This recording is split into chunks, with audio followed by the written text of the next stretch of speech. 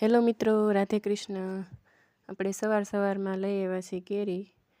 આપણે આથણું કરવાનું છે, તો બાજુના ગામમાં બાગ છે, ત્યાંથી આપણને તાજી તોડી દીધી છે.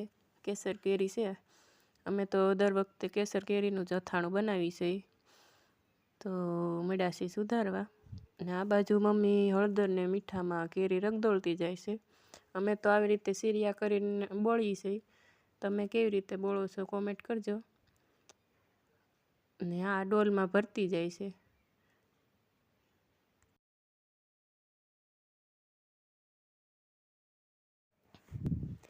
આપણે જે આગલા વિડીયોમાં બતાવ્યું હતું કે મરચાંના ડીટિયા તોડતા હતા, તો આપણે એની ફાઇનલી ચટણી કરી નાખી છે ને એકદમ લાલ ચટક આવી છે આપણે ચટણી.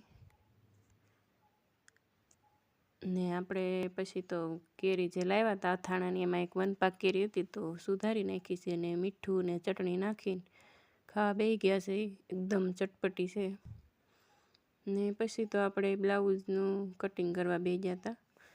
હું બ્લાઉઝ સીવું છું, તો જેને શીખવું હોય એને આપણે આ આખો પૂરો વિડીયો મૂક્યો છે, કેવી રીતના બ્લાઉઝનું માપ લેવાનું અને કેવી રીતના કટિંગ કરવાનું. તો જેને જોવું હોય તે અમારી કાઠિયાવાડી વાઇબમાં જે ચેનલ છે અમારી, એમાં જઈને જોઈ આવજો. ફૂલ વિડીયો આપણે મૂકેલો છે.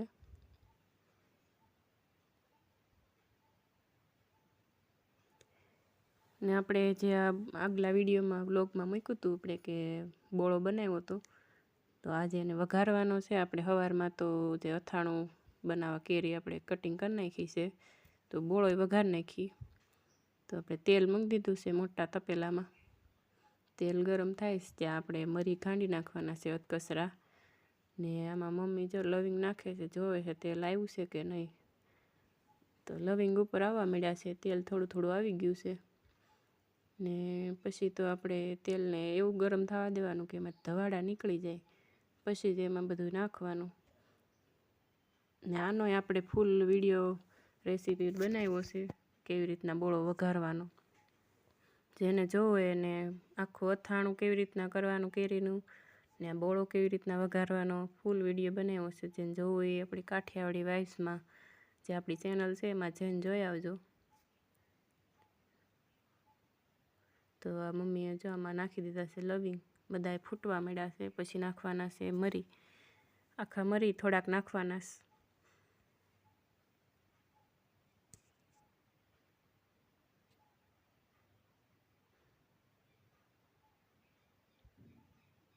એ ફૂટવા મળે, આમાં અવાજ નહીં આવતો હોય વિડીયામાં, પણ લવિંગ ને મરી બે ફૂટે એટલે આપણને અવાજ આવે. જો એકદમ ઉપર આવી ગયા છે.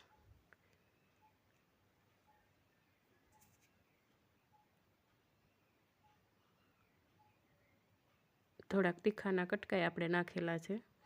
ને પછી તો તેલમાંથી ધોવાળા નીકળવા માંડ્યા છે.